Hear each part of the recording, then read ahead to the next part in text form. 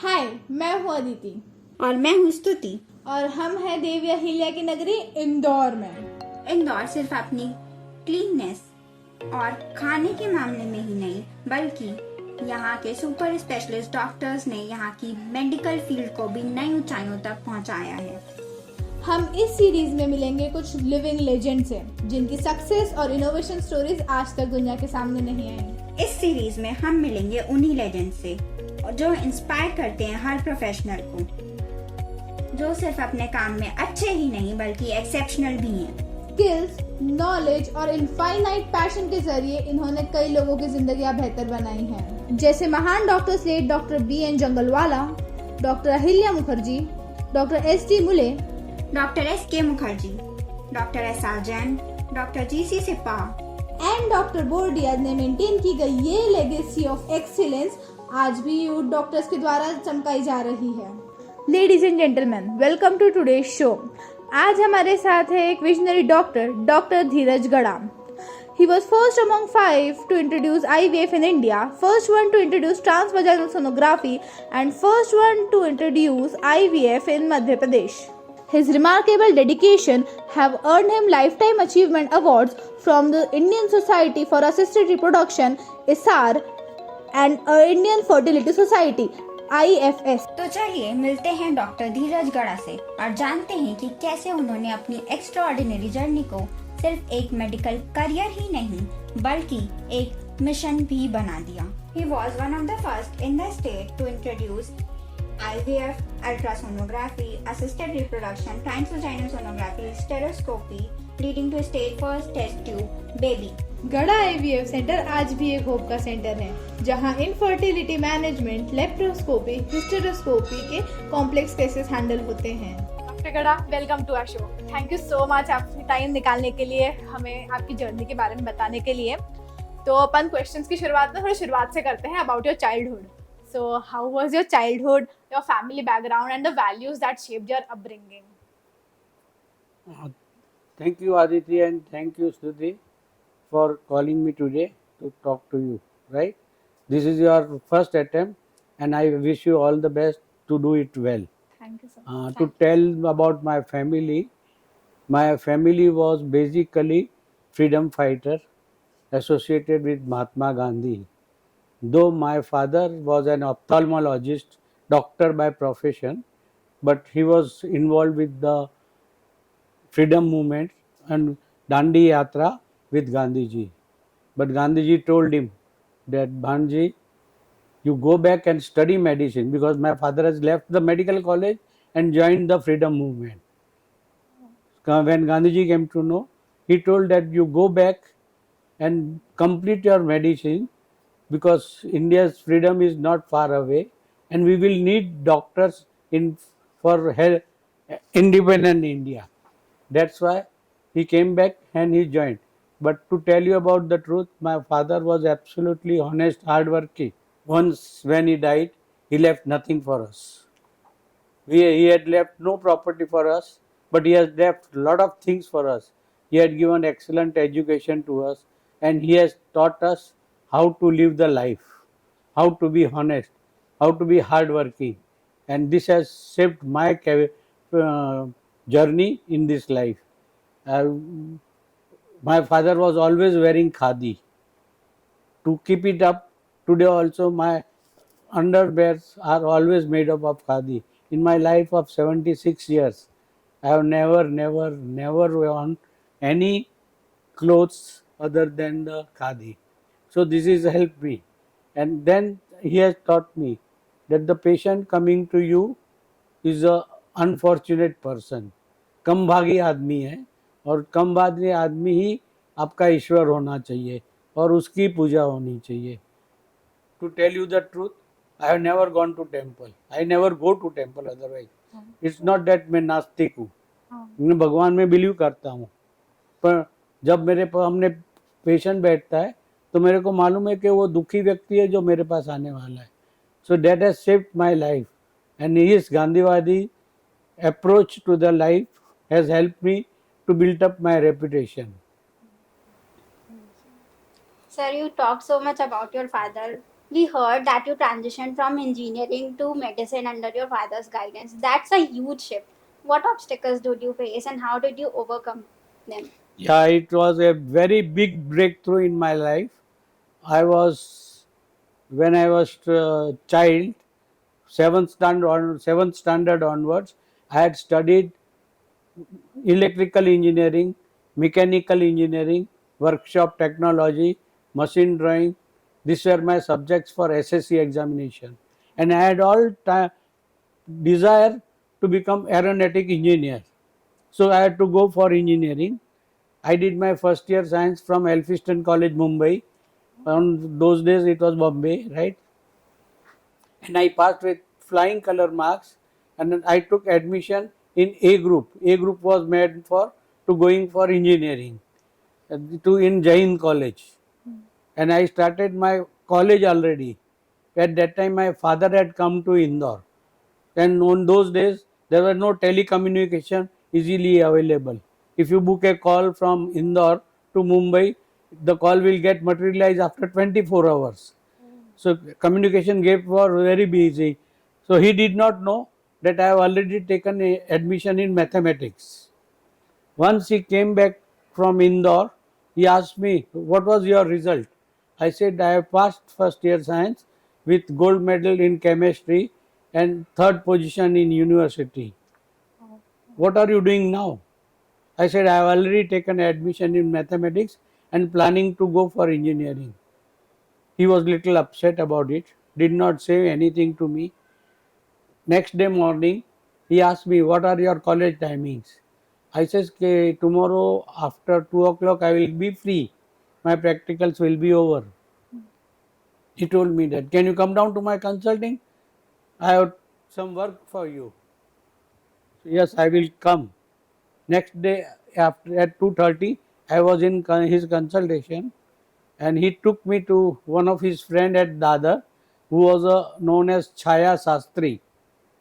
Chaya Sastri and my father took me to the terrace, make me stand in the sun, and took the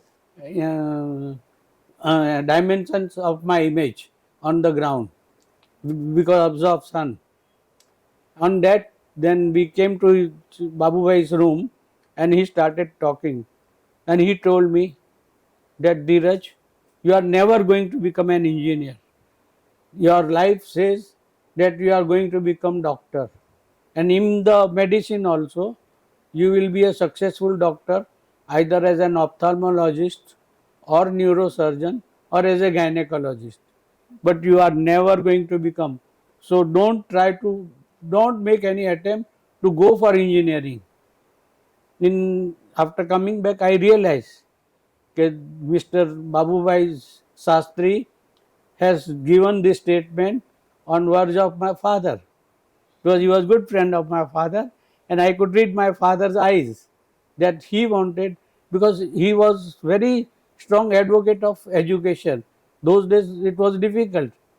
He has before made an attempt in my family, my two sisters and 8 brothers, cousins, to go for medicine.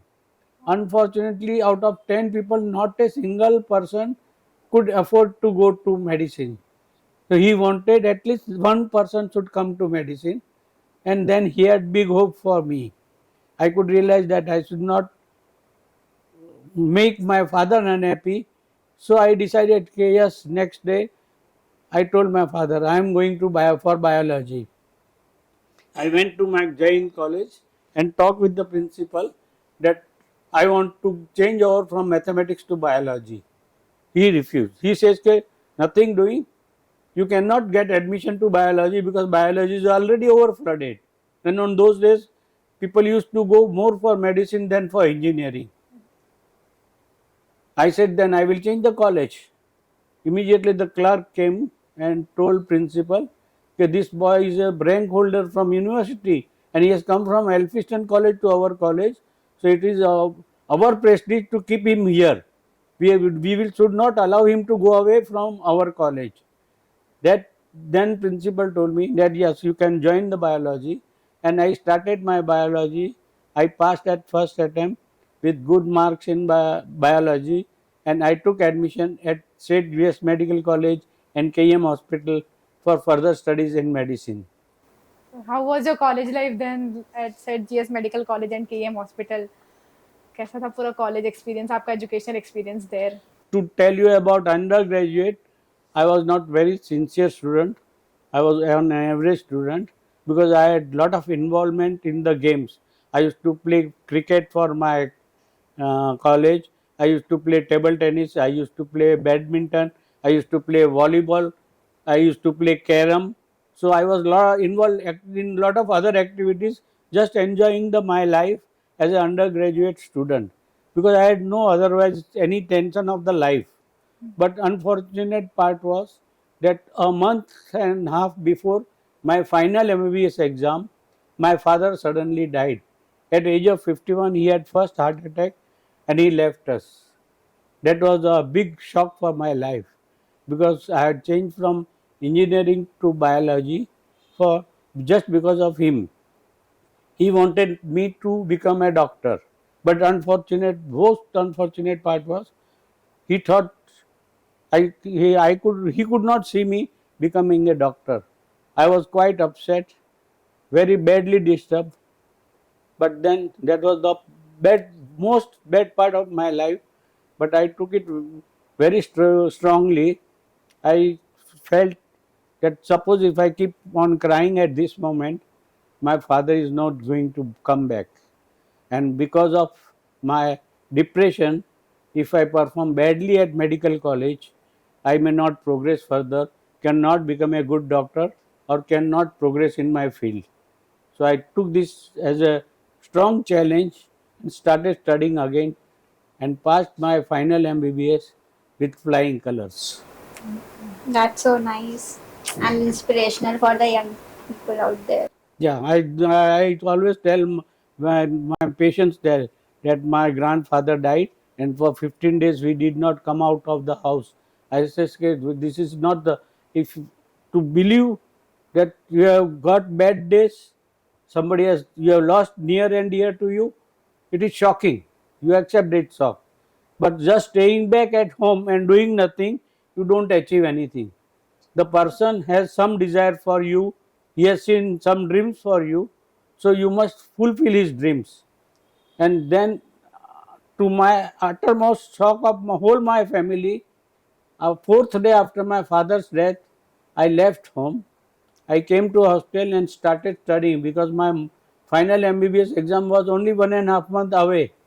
And if I had kept on crying at home, not gone back for my studies, probably I would not have performed well at my final MBBS exam.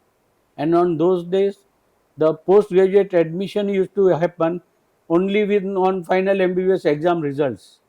There were no separate entrance examinations.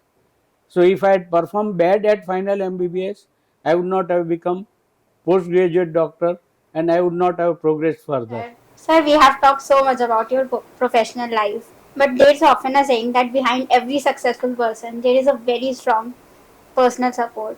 So I want to know, how did you meet your wife and what were your experience over the years, both professionally and personally? Yeah, this is a very nice experience.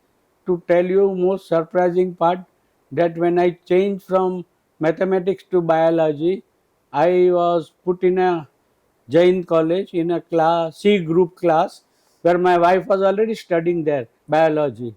So Chandrika and me were in same class. But the most unfortunate part was I did not know her.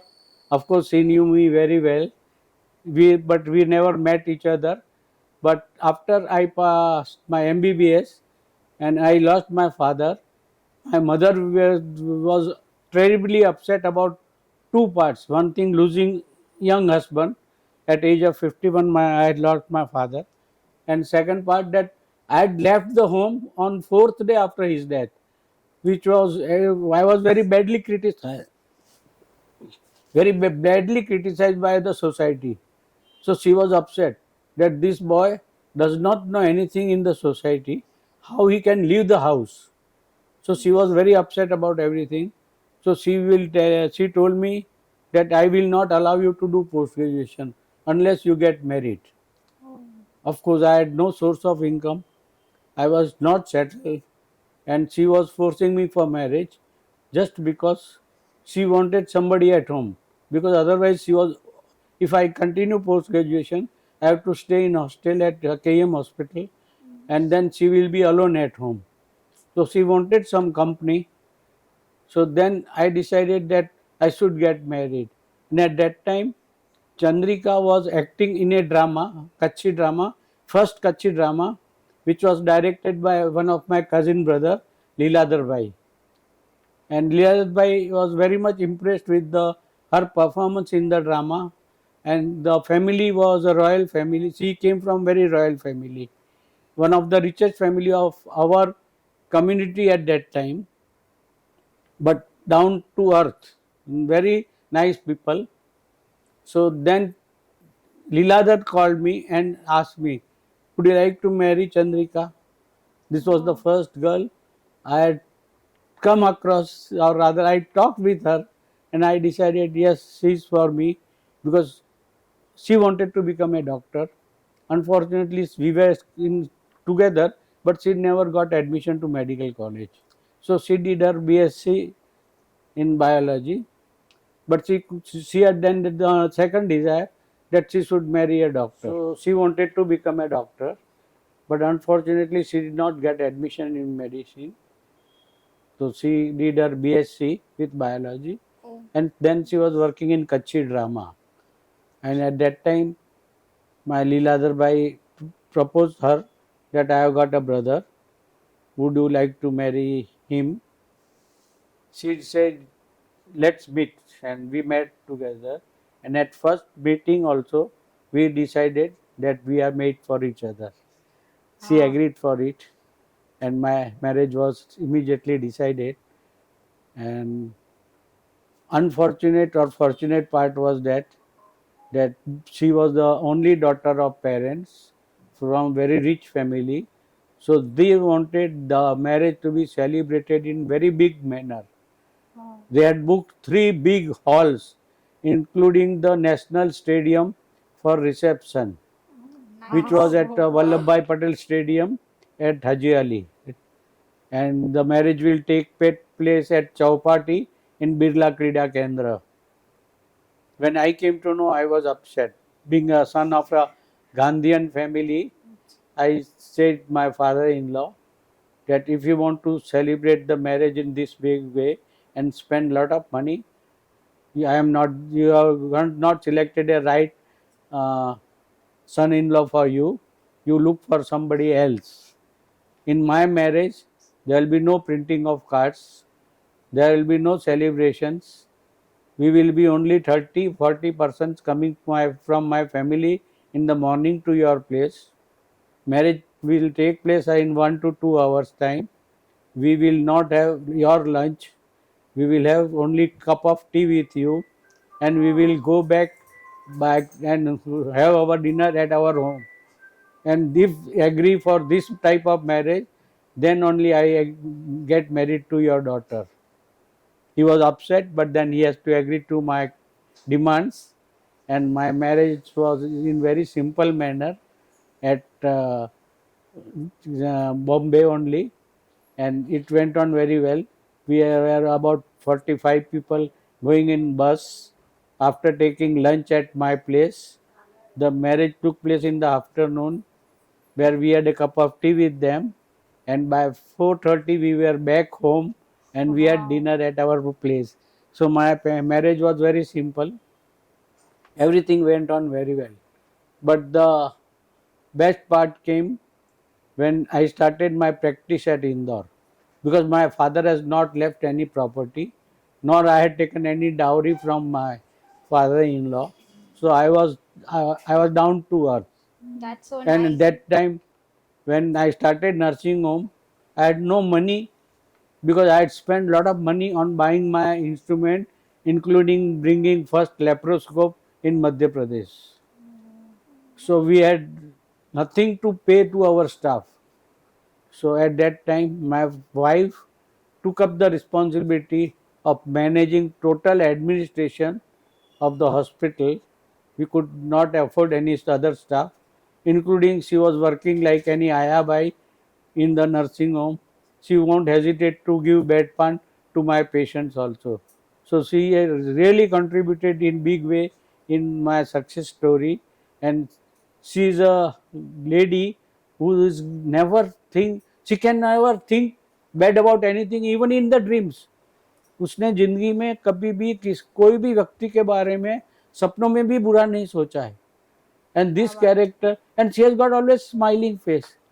Whenever I used to see patients, and she used to read from the patient's face that this patient cannot afford the treatment, she will tell me immediately, Dheeraj, you are not going to charge this patient.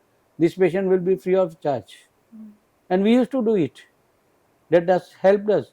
So this not only helped me to run the hospital, but it helped me to build up my reputation also. She has contributed big in success of my life. Sir, you have talked so much about your wife. It's like destiny played the part and make you come together. But we have also heard that you were late at your own wedding. Like, how can someone be late at their own wedding? Oh, it's again a big story. That was my wedding was fixed up for 13th of December 1972, and at that time I had gone for a camp in Kutch, health camp in Kutch, and those were the days when there were no telecommunication, no mobile phones. If you can't book a call, and it will take very long to talk to each other. And unfortunately, in that camp, a number of patients were more because the patients come from Kutch is my native place. So I always had been working at health of the Kutch, and I had been going for regular camps in Kutch. My father was also doing regular eye camps in Kutch, and I had continued his tradition. So I had gone for a camp, and I just was supposed to come back on 11th. But unfortunately, the number of patients were so more, I had to stay back for one day extra. So on 12th evening, I was about to reach Bombay for getting married on 13th morning. But my father-in-law was very upset that the groom has not come, and how can marriage take place on 13th when by 12th evening he is not seen. So he postponed my marriage to 20th of December, and my marriage did not take on 13th of December. I got married to her on 20th of December. Just like you mention कि आप मुंबई से इंदौर आए थे, तो like Mumbai was a well developed city of the time, but Indore तब इतना develop नहीं था. So like what made you do that transition? This is another big story. My younger brother was not a good student, and my father had set up a factory in Indore for him. This was a factory of manufacturing tungsten filaments, and it was a very big unit, and he had investment his lifetime. So that he had not left any money for me, but all the whatever earn he has gone for the factory only, because the other two partners had no financial support. They had technical know-how. My brother did not study, so he was just like a worker. Until my father was alive, from 1965 onwards, we never bothered about the factory, because I was medical college student, enjoying my life, playing games and doing my studies. But after his death, when I started inquiring about the position of the factory, unfortunately both partners did not support me well. When my mother asked for some money for my marriage, they refused to pay anything. This made us realize that probably there is something fishy going in the factory. And since my brother was not a good as he studied, he needed some moral support also. And so when I passed my MD, I had two alternatives: to settle down in Mumbai or to settle down in Indore. But realizing that my younger brother needs support, I came down to Indore, realized that both partners were not supporting well. Immediately I started going to the factory, took out all drawings. Being a technical student, prepared all the drawings of all machineries, including hydrogen furnace. And then we went to blacksmith. Fortunately, that blacksmith, Mr. Narberam Panchal, was my father's patient in Mumbai. He helped us tremendously to prepare all machineries. The original all machineries coming from Japan, including hydrogen furnace coming from Japan, and at Indore we prepared complete machineries separately. So my brother, though he was not educated, he was prepared now to set up his separate factory, because my knowledge of engineering helped him to set up all machineries with the help of Narve Ramji. So we were prepared to separate out from our old partners who were not very honest with us. That made me settle in Indore. So, sir, Indore is now recognized as a growing medical hub, but back then it was not.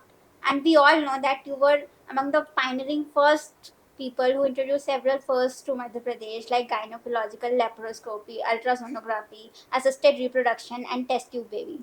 You must have faced several obstacles.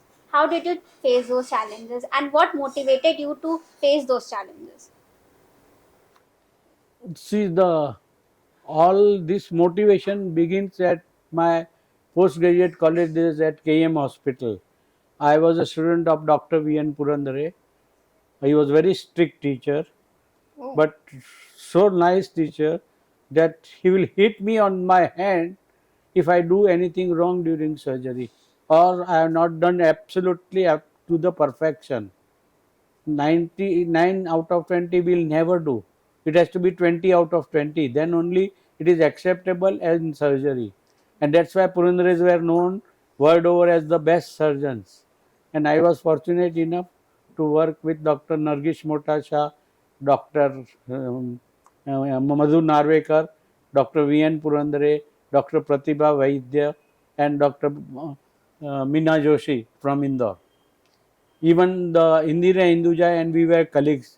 Indira Hinduja who did first test tube baby in India after Dr. Mukherjee. So I had a lot of motivation on those days only. Fortunately, with Dr. Usha Krishnan and Dr. Nargish Motasa, they used to bring lot of research projects from WHO to India, and these all research projects were conducted at KM Hospital. Being at that time postgraduate students, we used to get some extra 25 rupees to 50 rupees per project separately. Our source of income was very limited. As a postgraduate student, we used to get 275 rupees as a salary, or rather stipend. That was highly insufficient to eat 2 times food also on those days also, because we used to stay in hostel and we used to pay for the, and then after getting married and having mother and father left nothing for us, it was difficult to run the home. So being interested in studies on those days, and I was quite popular with Dr. Nargis Motasa, Dr. Usha Krishnan and Dr. V.N. Purandare. I got a lot of involvement in many research projects, and each research project will get me 25 to 50 rupees extra per month for doing work, for extra. So I did extra work, which made me get involved in a lot of research work. This made a habit of reading literature continuously, and that created me to work little harder. To tell you the truth, I was among the first 10 to be trained in gynec laparoscopic surgery by Dr. Nargis Motasha. That's so amazing. So I was among in India very leading person to be trained on laparoscopic surgery, and that's why when I had little money, I brought the first laparoscope when I came to Indore. So I started with first laparoscopy in Indore. When I brought it laparoscopy, I was criticized by quite a few gynecologists in Indore. Says he is a rich person coming from industrialist family, Kalpana groups of industries, and he has lot of money. But I know the truth. And he says, what is the use of laparoscope? You can open abdomen and see everything. But once I started doing, to tell you the truth today, except for cesarean section, any surgery in abdomen you can do through laparoscope, including they are in thoracic surgery. Now they have done bypass with laparoscope. Complete heart transplant has been done with laparoscope. So this laparoscopy surgery is advanced so fast, and I was very fortunate So I brought first laparoscopy. Then when I was student, I had done lot of work with Dr. Pratibha Vaidya to revive the interest of gynec endocrinology in KM hospital. There was a department of separate gynec endocrinology which was dead at that moment. Pratibha Vaidya and myself, we revived that department of gynec endocrinology, and I used to work seriously in the gynec endocrinology. It was a very interesting, challenging subject because endocrinology people thought was most difficult, involving lot of hormones, how they act, what is negative feedback mechanism.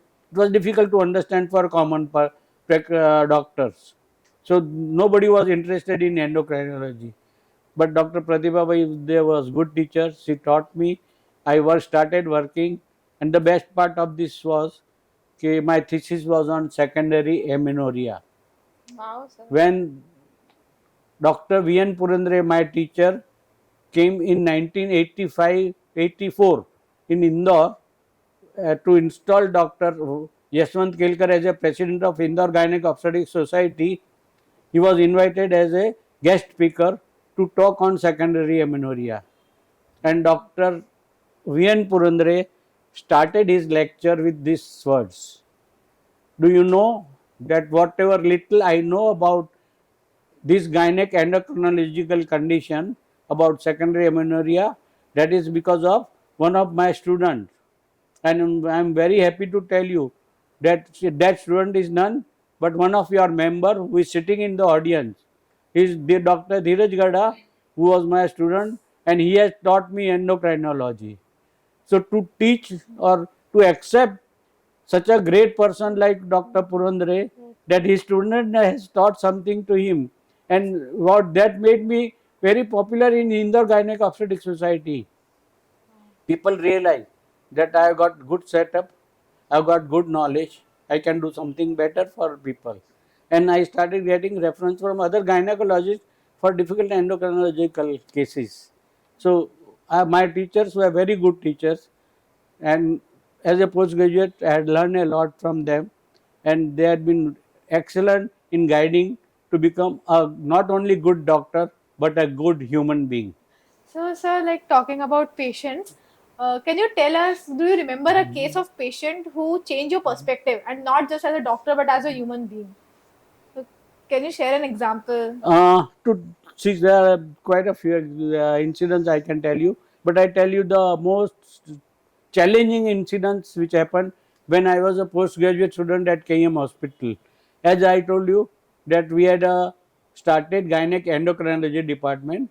At that time we were also running social obstetrics, where we used to go in ambulance to rural areas in Maharashtra from KM Hospital. And you know that what were the conditions of roads, and we used to go by ambulance. So what were the condition of ambulance? So 100 kilometer away, if you have to go from KM hospital, it will take traveling of 4 to 6 hours. It was so difficult to travel on those days, right?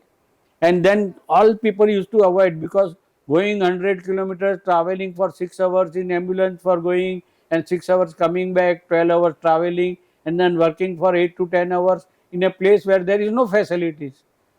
So most of the people who were posted for social obstetrics used to avoid to go on Sunday to rural places. I took up this challenge. I used to go for social obstetrics just to see the small patients at the smaller places and what are their problems, how they are facing, how we can help them to improve their thing. And this way, there was a case when I was at one of the place about 100 kilometers from Mumbai. The patient came in labor with transverse slide. She was already in the labor for 3 days. So she was about to rupture the uterus and she will die at any moment. Now suppose if I decide to shift this patient to nearest big center, it will take at least 3 to 4 hours, and that was a very crucial time that she will die there. It was a very difficult decision. Now I was sitting at primary health center where there was only one nurse available, there were very few instruments available, there were few drugs available, and patient is at verge of death. What is to be done? I took the decision I gave anesthesia myself, local anesthesia, and I did cesarean. Fortunately, the baby came out with flying colors. We could save the patient, and surgery was done. But when the all parts were cut and baby was delivered and everything was done, there was no suture material to close the abdomen. What to do now? I had to close the abdomen with white thread, which normally we used to pack it around jalebi or farsan or soft this namkins. Those white thread, we boiled it, we used the needle. I closed everything with that white thread, and the moment I came down to Mumbai, I called Dr. V.N. Purandare, my boss, said, "Sir, this was the situation. I had no alternatives. I had to save the life. If I had wanted to transfer the patient to some bigger place, on the way she would have died. I have done this thing, and then I have closed everything with the white thread like this. What will happen, I don't know. But if something happen, please save me." Bola, Dheeraj, if you have saved the patient, God will save you. Don't worry. People have tremendous healing good power. Nothing is going to happen with the patient. And that patient, to my surprise, came for follow-up after 2 weeks to KM hospital, and she was very comfortable. We removed her sutures and everything went on very well. So this was the most challenging experience as a student in surgical experience, as a postgraduate student, and that made me learn, that created a lot of confidence in me to do difficult surgeries. And sir definitely आपने सिर्फ उन patients की जान नहीं बचाई, आपने एक नई जिंदगी को भी अर्थ पे लाया। नहीं, बहुत अच्छी बात थी। और जिसके बाद भी मैं जब इसलिए कि मैं जब बॉम्बे से इंदौर आने का मैंने डिसीजन लिया, तो उस टाइम पे जब मैं डॉक्टर पुरंदरे को मिलने गया, मेरे बॉस को, कि सर मेरी कंडीशन ऐसी है कि मेरे को आगे यहाँ रहना है, क्योंकि बम्बई में रहता तो मैं कुछ ज़्यादा रिसर्च कर पाता, पर मेरी कुछ फाइनेंशियल या फैमिली कंडीशन ऐसी हो गई है कि मेरे को इंदौर जाके सेटल होना पड़ेगा। तो डॉक्टर पुरंदरे ने डॉक्टर जंगलवाला के नाम पे मेरे को एक क्लोज्ड कवर में एक लेटर दिया। बोला, बहराम को ये लेटर देना। Bahram means doctor BN Jungalwala. Doctor BN Jungalwala and Dr. V.N. Purandare were co-students at Wadia Hospital when they were doing postgraduate studies. So they were good friends and knew each other very well. I went to Dr. Jangalwala's place after coming to Indore. I was waiting in his consulting chamber. After he has finished patient around 10:30 at night, he called me inside. "Why have you come?"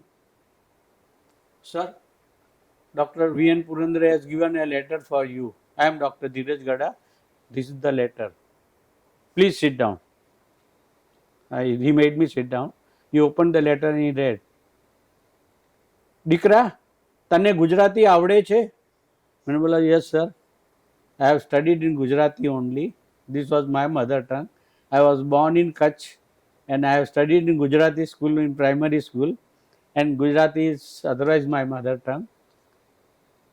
Do you know what Vitthal has written for you?" "No sir, because it was closed cover." "Dr. V.N. Purandare has written that herewith I am sending one of my best students to Indore, and I assure you that henceforth onwards you will never have to refer any patient to Mumbai for gynec surgery." Those were the days when for gynec surgery like tuboplasty, vaginal hysterectomy with huge repairs, or for cancer surgery, cancer cervix, the patient used to be referred to Mumbai from Indore. And if this type of letter, if I was given by Dr. V.N. Purandare, do you know how much respect he has for me? Not only that helped me, the next day onwards, I was most favorite student of Dr. Jangalwala.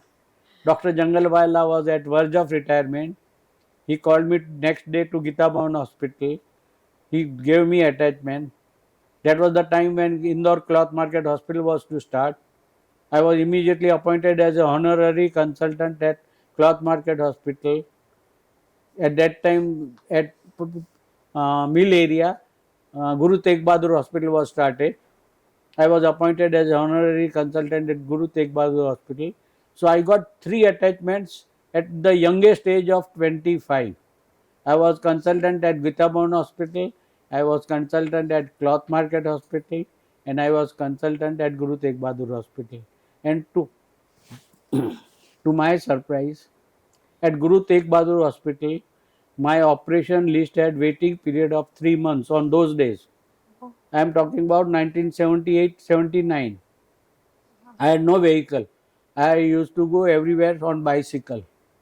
I can't afford scooter on those days because I had no money.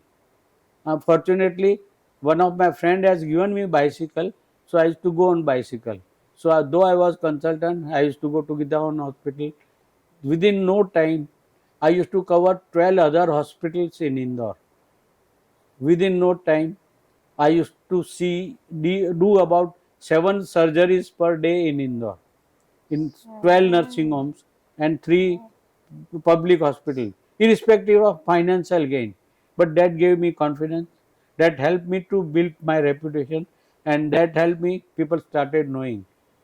When I came to Indore, I met quite a few Marwadi general practitioners because there are a lot of Marwadis in Indore. They used to laugh at me. Male gynecologist, no scope in Indore. Who will come? And I was looking very young. I will show you one of my photograph when I came to Indore. What was my, how young I used to look. मेरे को ये बोलते थे कि छोरा तेरे पास दिखाने को कौन लेडीज आना पसंद करेगी, तू तो बिल्कुल छोरे जैसा दिखता है. Nobody will help come to, but I had no waiting period, and to my surprise, on those days, 1/3 of my patients were Muslims. Conservative community coming to Dr. Gada for treatment for simple reason that there was a message in the society very clear that here is a doctor who is doing very honest, not doing any unindicated surgery and giving good results in management and in delivering the patient. Used to sit down with the patient, take all due care. At that time my cesarean section rate was less than 10%. Wow. Today cesarean section rate in market is more than 90%. So most of patients I had used to deliver vaginally. I used to work very hard for them, and that gave me good reputation. Wow. Naturally, when I was involved with lot of research projects, I started, and I had interest in endocrinology. I started reading about IVF in the world, and that realized that if I have to do IVF, I must learn ultrasonography. I started going to Mumbai at weekends and used to go to Sion Hospital, where one of my students, Dr. Shima, was in charge of sonography. She used to feel so happy to teach her teacher sonography. She taught me sonography. Then there was Dr. Ajit Shah, who used to teach me sonography, and I learned sonography there. And then I realized that if I want to progress further, I must start test tube baby in Indore. I went for training at Vienna with Dr. Wilfried Fetchinger, and then I went to USA and Germany with Kiel University Hospital with Dr. Professor Mettler and Kurt Stem, and there I learned about my IVF and further detail about laparoscopy. That helped me. So when I came back, I started first ultrasonography in Madhya Pradesh. I brought first ultrasonography machine in Madhya Pradesh, and within no time I realized that to become very successful in IVF, I must have vaginal probe, transvaginal sonography. So till in India, nobody has brought transvaginal sonography. I was first person in India to bring transvaginal sonography and started doing IVF at more, because that made the procedure very economical. Because earlier whenever oocyte pickup is to done, you have to recover the oocyte for IVF. You used to do laparoscopic surgery, which used to be a very costly affair. Then when we started doing transvaginal aspiration of ovaries, it was done almost in under local anesthesia. So it used to save lot of time for the patient as well as lot of money. So IVF become economical by doing transvaginal sonography. That way we could help to reduce the cost of IVF also and make the procedure very simple. That's so amazing, sir. We all know what IVF is become today. Yeah, this is now become very complicated, but I can tell you this is such a nice field which has opened such a big branch of genetics in such a detail that tomorrow nothing will be impossible. One thing. Second thing, all medicines will disappear from the market. Every disease will be treated by genetic engineering, and the genetic engineering is coming up very big branch. I am very happy to tell you that India also, they have started biomedical engineering, and in that genetic engineering field is coming up very fast, and this is a very developing branch, very challenging branch for young people. So genetic engineering is going to be a big branch which will solve a lot of problems about cancer treatment, about the chronic disease treatment, and it will be a big breakthrough in the field of medicine. तो sir जब आपने इंदौर में IVF start किया होगा उस time पे तो इंदौर इतना डेवलप्ड भी नहीं था, तो इंदौर में पक्का आपको बहुत सारे चैलेंजेस फेस करने होंगे. How did you face those challenges and how did you overcome them? Stutiben, आपके सवाल का जवाब मैं दो पार्ट में देना चाहूँगा. पहला सवाल जवाब ये था कि IVF एक टीम वर्क है. मैं अकेला कुछ नहीं कर सकता था. मेरे को एक एम्ब्रियोलॉजिस्ट डेवलप करना था.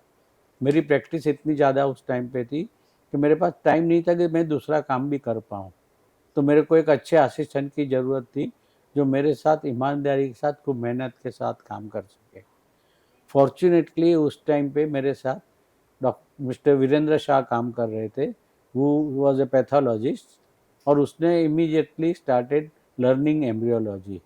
तो मैंने उसको पूरा एम्ब्रियोलॉजी अच्छी तरह से सिखाया. आइडेंटिफाई कैसे करना उस साइड से सेपरेट कैसे करना उसको. उस टाइम पे इक्सी नहीं था तो कन्वेंशनल फर्टिलाइजेशन था. तो सीमेंट प्रिपरेशन कैसे करना, सीमेंट को डिकैपिटेशन कैसे करना, और फर्टिलाइजेशन करना, एक्रोजोम रिएक्शन क्या होती है, और सब कुछ बहुत कुछ मैंने उसको सिखाना शुरू किया और हम दोनों ने मिलकर अच्छा काम शुरू किया. उस टाइम पे हमको एक बहुत अच्छा लड़का मिल गया, doctor Vijay Portnis. Doctor Vijay Portnis was practicing already at Mill area, but he was always interested in some research work. Fortunately, at that time also, financially we were not very sound to invest a lot of money on instruments, though we used to bring all instruments as and when required, right? But विजय ने हमको join कर लिया और वहाँ हमारे साथ जब वीरेंद्र और विजय की जोड़ी ऐसी थी कि जहाँ पैसे की कोई प्रॉब्लम ही नहीं थी. कोई मेरे से पैसे नहीं मांगता था, मेरे साथ काम करने को तैयार था. बस उनके मन में एक ही बात थी कि काम करना और रिजल्ट देना है. So nothing should be impossible. So we form a good team. That was the first part of our success. Now the second part came up, what you say, कि there were a lot of problems. For example, getting culture media. So most of the culture media they used to come from Sweden. वहाँ पे बनते थे तब उसकी self life होती थी 6 हफ्ते की. जो भी कल्चर मीडिया बनता था उसकी सेल्फ लाइफ 6 हफ्ते की होती थी. अब वहाँ से वो निकलेगा, फ्लाइट में इंडिया पहुँचेगा, इंडिया में हम कस्टम क्लियरेंस करवाएंगे. कस्टम क्लियरेंस उस जमाने में आपको मालूम है कितना मुश्किल काम था. इवन इम्पोर्टिंग कल्चर मीडिया कितना डिफिकल्ट होता था कि उसके लिए LC खुलवाओ, पैसे एडवांस भेजो, फिर वहाँ से डिस्पैच हुआ कि नहीं कंफर्म करो, फिर कोई बम्बई जाके उसको कस्टम क्लियरेंस करवाए और कस्टम क्लियरेंस करवा के उसको आइस बॉक्स में इंदौर लेके आओ. तब तक 6 हफ्ते की सेल्फ लाइफ में से 5 हफ्ते ख़त्म हो चुके थे. तो हमारे पास जो कल्चर मीडिया बचता था वो shelf life of only 1 week और बहुत कॉस्टली अफेयर हो जाती थी कि उसमें से यदि हमने यूज़ नहीं कर पाए तो वो हमारे लिए घर जमाई बन जाता था. महंगा सौदा था, फेंक देना पड़ता था क्योंकि वो ख़राब हो जाता था. इमीडिएटली हमने रियलाइज़ किया कि ये जो कल्चर मीडिया है उसका जो कंपोजिशन है वो इंडिया में एक पेरिटोनियल सॉल्यूशन, जो पेरिटोनियम में पस पड़ जाता है तो पेरिटोनियम वॉश करने के लिए एक सॉल्यूशन अवेलेबल था, इरिगाजोल, जो अहमदाबाद की कोर कंपनी बनाती थी। तो हमने देखा कि इरिगाजोल सॉल्यूशन का कंपोजिशन और वो कल्चर मीडिया का कंपोजिशन ऑलमोस्ट सिमिलर था, एक्सेप्ट दैट सोडियम पायरुवेट की कमी थी। इमीडिएटली हमने अमेरिका से सिग्मा लेबोरेटरी से सिर्फ सोडियम पायरुवेट मंगवा लिया, एक इलेक्ट्रॉनिक बैलेंस मंगवाया कि प्रॉपर कॉन्सेंट्रेशन में सोडियम पायरुवेट हम कल्चर मीडिया में डाल सकते हैं। जो कल्चर मीडिया हमको 20,000 रुपये का 10 ml पड़ता था उस ज़माने में, वो कल्चर मीडिया जब हमने इरिगाजोल सॉल्यूशन में सोडियम पायरुवेट मिला के शुरू किया तो हमको 50 रुपये का 500 ml कल्चर मीडिया बनाना शुरू हो गया। So that made the treatment very cost effective, one thing. अब प्रॉब्लम, लोगों का डाउट था, अरे इंडिया में कैसे कल्चर मीडिया बना सकते हो, आपने उसकी ऑथेंटिसिटी कहाँ टेस्ट करी कि कल्चर मीडिया टॉक्सिक नहीं है। तो हम उसके लिए बिल्कुल बायोलॉजिकल इजी सॉल्यूशन पे टेस्ट करना शुरू किया। नॉर्मली आपने सीमेंट प्रिपरेशन करी है और सीमेंट की मोटिलिटी टेस्ट करते थे, और वो कल्चर मीडिया में हम सीमेंट रखते थे 37 डिग्री टेम्परेचर पे, और 24 घंटे और 48 घंटे में कितने स्पम्स जिंदा रहे और मर गए उसकी स्टडी करते थे। यदि जो कल्चर मीडिया में स्पम्स मोर देन 50% सर्वाइव हो गए 48 आवर्स के लिए, तो वो कल्चर मीडिया ह्यूमन टिश्यू के लिए अच्छा था, और वो कल्चर मीडिया में हमने वर्क करना शुरू किया और हमको रिजल्ट मिलना शुरू हुए। जब दूसरी बड़ी प्रॉब्लम आ गई to get the carbon dioxide for incubators. आप जब टेस्ट ट्यूब बेबी में बच्चा बनाते हो, IVF करते हो, तब एग और स्पर्म मिलने के उनको एक इनक्यूबेटर में रखना पड़ता है, जो इनक्यूबेटर का टेम्परेचर तो 37 डिग्री होता है। तो वो मुश्किल नहीं था, वो थर्मोस्टेट अवेलेबल था उस ज़माने में, तो 37 डिग्री टेम्परेचर तो हम मेंटेन कर लेते थे। बट कार्बन डाइऑक्साइड कहाँ से लाना, क्योंकि जो इनक्यूबेटर था उसका atmosphere used to be 20% oxygen, 5% carbon dioxide और 75% नाइट्रोजन। अब 21% ऑक्सीजन तो एटमॉस्फेयर में भी है, तो 5% कार्बन डाइऑक्साइड नहीं है। So we wanted to add 5% carbon dioxide to air to be introduced in the incubator. This will solve our problem. पर कार्बन डाइऑक्साइड इंदौर में कहाँ से लाना, हमारे लिए तो पॉसिबल नहीं था। सिलेंडर भरवाने के लिए यदि बम्बई भेजो तो उस जमाने में even transportation was very not comfortable. यहाँ से जो एक ट्रक चलती थी बम्बई के लिए, वो 2 दिन में बम्बई पहुँचती थी, और वहाँ जाके हमको सिलेंडर भरवाएगा कौन, इंडियन ऑक्सीजन विक्रोली जाओ, वहाँ कार्बन डाइऑक्साइड से सिलेंडर भरवाओ और ट्रक से वापस लेके आओ। तो it was not possible that you travel all the way to Mumbai frequently. तो हमने क्या किया कि जो खाने का सोडा होता है, that is soda bicarbonate, glucose की खाली बोतल में सोडा बाइकार्ब भर लिया। Hydrochloric acid drop by drop जब सोडा बाइकार्ब की बोतल पे गिरता था अंदर, तो कार्बन डाइऑक्साइड जनरेट होता था।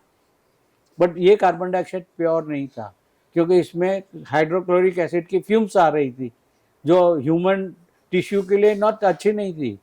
तो ये जो कार्बन डाइऑक्साइड निकल रहा था उसको हमने 4 बॉटल डिस्टिल वाटर से पास करते थे। जैसे कार्बन हाइड्रोक्लोरिक एसिड की फ्यूम्स बार बार डिस्टिल वाटर में जाती थी तो वहाँ एब्जॉर्ब हो जाती थी। तो 4 बॉटल से निकलने के बाद जो कार्बन डाइऑक्साइड होता था वो 100% प्योर हो जाता था। So we created our own carbon dioxide in our own laboratory by using soda bicarb and hydrochloric acid. And that then question came, how can you adjust the 5% carbon dioxide? That also we titrated with the cement, because cement was very easily available human tissue, which you can titrate very easily. Simple microscope में देख के भी उसकी motility, उसकी survival देख सकते हो। So it was not involving any cost. That way we started working. हमने कांच का इंक्यूबेटर बनाया, instead of buying costly incubator, उसके अंदर एक थर्मोस्टेट लगाया to maintain the temperature to 37 degree, और उसमें एयर के साथ कार्बन डाइऑक्साइड स्लोली मिक्स करके चालू किया, और उस टाइम से हमने फर्स्ट टेस्ट ट्यूब बेबी पैदा करी. So this was very challenging to produce first test tube baby by indigenous technique. उसके बाद वो ज़माना था कि जब सिंगापुर में बहुत अच्छा काम हो रहा था, और उस टाइम पे ब्लास्टोसिस्ट कल्चर, जो सिंपल कल्चर था, उसको एक्सटेंडेड कल्चर करने के लिए बातें हो रही थी. तो हमारे पास तो कुछ सुविधा ही नहीं थी, तो हमने उसको एक्सटेंडेड कल्चर करने के लिए पहले एंडोमेट्रियम को कल्चर करना शुरू किया लेबोरेटरी में, और एंडोमेट्रियम पे ऊपर फर्टिलाइज एम्ब्रियो रख के, फर्टिलाइज ओसाइट रख के, जो एम्ब्रियो ऑलरेडी 4 to 8 सेल पे है, उसके ऊपर हमने कल्चर चालू किया. और हमने उस टाइम पे हम सिंगापुर से कैमरा माइक्रोस्कोप पे लगने वाला कैमरा लेके आया था, जो मेरे को उस ज़माने में 1 लाख रुपये कॉस्ट हुई थी. एक सिंपल कैमरा माइक्रोस्कोप पे लगने के लिए उस ज़माने में 1 लाख रुपये का लेके आया था. और वो कैमरा हमने लगा के उसके फोटोग्राफ्स लेना शुरू किए कि ये क्या काम कर रहा है कि नहीं कर रहा है. और जब हमारी ईसार की 3rd कॉन्फ्रेंस मद्रास में हुई, उस टाइम पे मद्रास था, चेन्नई नहीं था उस टाइम, तो मद्रास में जब कॉन्फ्रेंस हुई, उसमें सिंगापुर से प्रोफेसर रत्नम आए थे, और उनको हमने हमारे फोटोग्राफ्स दिखाए कि how we have cultured on endometrium blastocyst. और जो हमारा ब्लास्टोसिस्ट कल्चर की जो फोटोग्राफ्स देखे, तो उसके बाद रत्नम साहब ने इतने खुश हो गए कि उन्होंने एज ए गेस्ट स्पीकर हमारी तारीफ करी, और हमको बेस्ट पेपर का रिसर्च अवार्ड दिया गया टू डूइंग को कल्चर ऑफ एम्ब्रियो. तो ये हमारी रिसर्च फील्ड थी, बट ये सब संभव पॉसिबल हुआ तो हमने डिसाइड किया. हमारा कॉमन सेंस नॉलेज था, हमने फिजिक्स पढ़ी हुई है, हमने केमिस्ट्री पढ़ी हुई है, और हमारे पास एक टीम थी जो डिवोटेड थी. यदि वीरेंद्र को मैं बोल दूं कि मेरे को ये कल्चर मीडिया बनाना है, तो impossible word did not exist. वो कल्चर मीडिया का कंपोजिशन ढूंढेगा, उसमें क्या लगना है, कौन सा सॉल्यूशन, क्या कमी होगी, कहाँ से लाना, क्या सब कुछ कर लेता था. तो मेरे लिए काम करना बहुत इजी हो गया.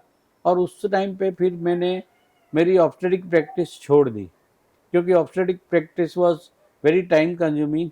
मेरे लिए इट वाज हेल्थ प्रॉब्लम भी आना शुरू हो गए थे. I had become severe diabetic by that time, तो मेरे लिए बड़ी प्रॉब्लम शुरू हो गई. जब मैंने ऑब्स्टेट्रिक प्रैक्टिस छोड़ी, उस ज़माने में मेरी ऑब्स्टेट्रिक प्रैक्टिस हर महीने की 5 लाख रुपए की हुआ करती थी. 5 लाख रुपया एक महीना, 60 लाख रुपये साल की प्रैक्टिस इमीडिएटली 1 मिनट के डिसीजन पे छोड़ दी. At that time, like 5 lakh rupees. तो उस ज़माने में 5 लाख आज के 50 लाख के बराबर थे, और बहुत मुश्किल था.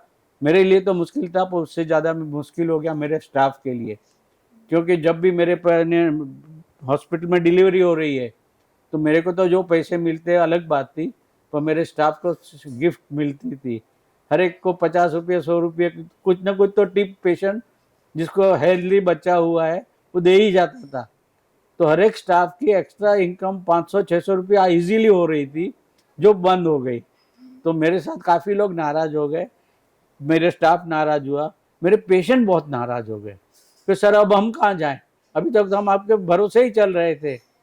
तो मैंने जो पेशेंट ऑलरेडी रजिस्टर्ड थे उनको साल भर तक डिलीवर किया, पर उसके बाद मैंने ऑब्स्टेट्रिक प्रैक्टिस बंद करी. जब मैंने ऑब्स्टेट्रिक प्रैक्टिस बंद करने का निर्णय लिया, तब हमारा IVF का सक्सेस रेट 4 to 7% के बीच में चल रहा था. तो उसके बाद we could devote more time to our treatment. हाँ, और उसके बाद हमने और बहुत सारे इनोवेशन करे, बहुत ज़्यादा इंस्ट्रूमेंट भी लेके आए, इंक्यूबेटर भी लेके आए, हम मल्टीपल कार्बन डाइऑक्साइड के सिलेंडर बॉम्बे से उठा के लेके आए, और बहुत ज़्यादा इन्वेस्टमेंट भी करा हमने, और हमारे रिजल्ट 30 से 40% के बीच में विद 1 आध साल में चले गए. तो हमने बहुत अच्छा काम किया. और उस टाइम पे हमने IVF को भारत में फैलाने के लिए बहुत मेहनत करी. हमने इंदौर, पूरे भारत में तब तक बहुत से लोगों ने IVF चालू कर चुके थे, पर हमारा कोई संगठन नहीं था. तो ये संगठन बनाने, ईसार को बनाने के लिए I was the first person to take initiative. मैंने उस टाइम पे कलकत्ता में डॉक्टर BN चक्रवर्ती, बम्बई में डॉक्टर मेहरून आसोटिया और साधना देसाई, और इन सबको लेटर लिखा कि अपने को एक इंडिया में संगठन बनाना जरूरी है जहाँ अपन साथ में बैठ के अपने प्रॉब्लम सॉल्व करें, भविष्य में आने वाली रिसर्च के लिए क्या प्रोजेक्ट बना सकते हैं उस पर बात करें, और अपने को रेगुलर कॉन्फ्रेंस करके एक दूसरे के विचार का आचार प्रदान शुरू करें। शुरू में तो कोई लोगों ने बहुत रिस्पांस नहीं दी, पर डॉक्टर M.N. परीख ने मुंबई में सोचा कि अपने को हाँ ऐसा करना चाहिए, और पहली ISAR की मीटिंग बॉम्बे में हाजी अली पे ऑर्गेनाइज की गई। मेरे को इनविटेशन भी आया। फॉर्चुनेटली मेरी फ्लाइट 3 घंटे मुंबई से जाने की लेट हो गई। मैं मीटिंग में सबसे लेट पहुंचा, तब तक मीटिंग ख़त्म हो चुकी थी। बट सबसे अच्छी बात ये थी कि ISAR का जन्म हो चुका था, Indian society for assisted reproduction पैदा हो चुकी थी, और हम 39 लोग उसके फाउंडर मेंबर थे। That's और so ये phenomenal, sir. ये एक नया ऑर्गेनाइजेशन चालू हुआ। आज की तारीख में ISAR की मेंबरशिप करीबन 10,000 के करीब पहुंच रही है। तो हमारे द्वारा शुरू की हुई ऑर्गेनाइजेशन बहुत अच्छी तरह से प्रोग्रेस हुई और बहुत अच्छा काम करा, और उसके अंतर्गत ही हमने 2003 में ऑल इंडिया ISAR की मीटिंग इंदौर में ऑर्गेनाइज करी। तब पहली बार 3D अल्ट्रासोनोग्राफी इंट्रोड्यूस करवाई हमने। तब पहली बार pre implantation genetic diagnosis PGD वो उसकी शुरुआत हुई पूरे इंडिया में, और बहुत ज़्यादा scientific involvement all over India में चालू करने में हमारा बड़ा हाथ रहा। जी the pre implantation genetic diagnosis जो जेनेटिक इंजीनियरिंग का एक पार्ट है, और जो आज की तारीख में अल्ट्रासाउंड एक्सटेंसिव हो गया 3D 4D 5D। तो 3D की शुरुआत इंदौर से हुई थी। Wow. That's so amazing. And on a personal level आपने बहुत एडवोकेट किया है फीमेल एजुकेशन आपकी फैमिली में। तो now that your granddaughter and daughter being in the medical lineage, so what does this mean to you? देखो, मेरे पिताजी पहले डॉक्टर बने हैं। मैं मेरे पिताजी की और एक स्टोरी सुनाना चाहूँगा कि हम कच्छ के रहने वाले। हाँ, मेरे ग्रैंडफादर कच्छ में किसान थे, और कच्छ में तो बहुत कम पानी बरसता था उस ज़माने में। मुश्किल से 3-4 इंच पानी बरस जाए तो किसान खुश हो जाते थे, पर कई 3 साल ऐसे हो गए कि बिल्कुल पानी नहीं बरसा। उन किसानों के पास कोई काम करने को नहीं था, क्या करते। मेरे ग्रैंडफादर मुंबई आए अपने दोनों बेटों के साथ में लेके, मेरे पिताजी और मेरे बड़े पापा जी, मेरे पिताजी के बड़े भाई साहब, उनको लेके बम्बई में आए। और मेरे दादाजी ने एक किराने की दुकान पे नौकरी शुरू कर दी। मेरे बड़े पापा जी ने एक कपड़े की दुकान पे नौकरी शुरू करी, और मेरे पिताजी ने एक किराने की दुकान पे नौकरी शुरू कर दी। तीनों लोगों ने सेपरेट नौकरी शुरू कर दी। अब मेरे पिताजी की तब उम्र 5-6 साल की थी। उनके नसीब कितने अच्छे थे कि जिनकी किराने की दुकान पे नौकरी कर रहे थे मेरे पिताजी, उनको कोई बच्चे नहीं थे। तो उन्होंने मेरे पिताजी को अपना बच्चा समझ के ही अपनी दुकान पे काम करने के लिए रखा। और उससे भी अच्छी बात थी कि उन्होंने देखा कि ये लड़का इंटेलिजेंट है, मेहनत करना चाहता है, तो उसको पढ़ाना शुरू किया। और that made my father doctor. नहीं तो हमारे परिवार में तब कोई पढ़ा लिखा नहीं था, और ये मेरे फादर को बहुत चैलेंजिंग लगा। तो मेरे फादर ने मेरे जितने भी कजिन ब्रदर थे, मेरे बुआ के लड़के, मेरे काका के लड़के, जितने भी हमारे परिवार गढ़ा फैमिली में जितने थे, सबको ग्रेजुएट करवाया। Wow, sir. At that तो it time. Was very challenging कि लड़कियों को भी पढ़ाना। ये चीज़ हमने भी सीखी थी। Fortunately my daughter was very studious, बहुत मेहनत करने वाली लड़की थी।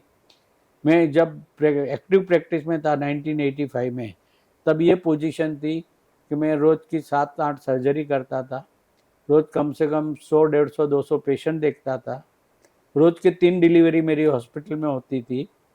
तो मेरी हॉस्पिटल में लिफ्ट भी नहीं थी, तो कम से कम 10 से 15 बार ऊपर नीचे होना पड़ता था।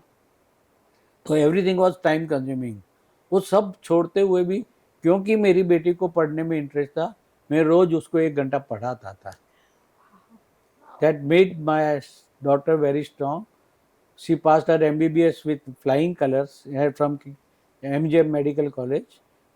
बहुत अच्छे मार्क के साथ पास हुई। और जब वो पास हुई तो उस टाइम पे मैं प्रोफेसर चार्ल्स रोडेक को एक इंटरनेशनल कॉन्फ्रेंस में मिला था। Professor Charles Rodeck was a is a professor of genetics at London University Hospital. तो उन्होंने बोला था गड़ा, तुम्हारे इंडिया से कोई अच्छे इंटेलिजेंट स्टूडेंट हो और वो जेनेटिक्स में आगे पढ़ना चाहें तो उनको मेरे डिपार्टमेंट में भेजो, हम और स्टूडेंट फॉरेन के चाहते हैं। मैंने घर वापस आया कॉन्फ्रेंस के बाद, तो मैंने शैलेजा से बात करी, बेटा तुमको जेनेटिक्स में पढ़ना है आगे, लंदन जाना पड़ेगा। शैलेजा जस्ट MBBS पास हुई थी, बोली पापा हाँ मैं पढ़ूंगी। मैंने इमीडिएटली चार्ल्स रोडेक को फ़ोन किया, मैंने बोला मेरी डॉटर को पढ़ने भेज रहा हूँ, पर मेरी एक कंडीशन रहेगी कि उसका पोस्ट ग्रेजुएशन में thesis topic pre implantation genetic diagnosis में जो एम्ब्रियो बायोप्सी होती है वो कैसे की जाती है वो होना चाहिए। इक्सी के बाद का जो प्रोसीजर होता है एम्ब्रियो बायोप्सी, तो उसमें मेरी बेटी को ट्रेनिंग मिलनी चाहिए। This was most challenging advance technique coming up world over at those days, but they used to do it in University College London. Doctor Joyce Harper used to do those things. तो मेरे को Charles ने बोला कि हाँ तुम भेज दो शैलेजा को, और Shailaja immediately she went to London, she join University College London, started working with Charles Rodek and Joyce Harper. When the question came up about deciding the topic, so all students were asked to give 3 topics. One of them their boss will select. जो mentor होगा वो select करेगा एक topic देने को। तो शैलेजा ने मेरे को फ़ोन करके पूछा पापा मैं क्या करूं? मैंने बोला तुम 3 जगह पे एक ही बात रखोगे, embryo biopsy, embryo biopsy, embryo biopsy. तो इमीडिएटली जॉयस हार्पर ने मना कर दिया, बोला एम्ब्रियो बायोप्सी के लिए कॉस्ट बहुत ज़्यादा इन्वॉल्व होती है, उसके लिए स्पेशल इंस्ट्रूमेंट लगते हैं, उसके लिए पिपेट्स एक्स्ट्रा लगती है, और वो खर्चा कौन वहन करेगा? हम तो जो करते हैं वो गवर्नमेंट हमको, ब्रिटिश गवर्नमेंट देती है, तो आप जो करोगे उसके लिए कौन पैसे देगा? तो आपको खर्चा काफ़ी इन्वॉल्व हो जाएगा, तो हम आपको करने नहीं दे सकते because it's a costly affair. फिर मैंने इमीडिएटली चार्ल्स रोडेक से फ़ोन पे बात करी, मैंने बोला सर आपने प्रॉमिस करा था मेरे को कि मेरी बेटी को आप ये थीसिस करने दोगे, इसलिए मैंने पढ़ने लंदन भेजा है, और आपके कलीग्स बोल रहे हैं चार्ल्स जॉयस हार्पर कि ये नहीं हो सकता है, मेरे लिए तो आप रास्ता निकालो।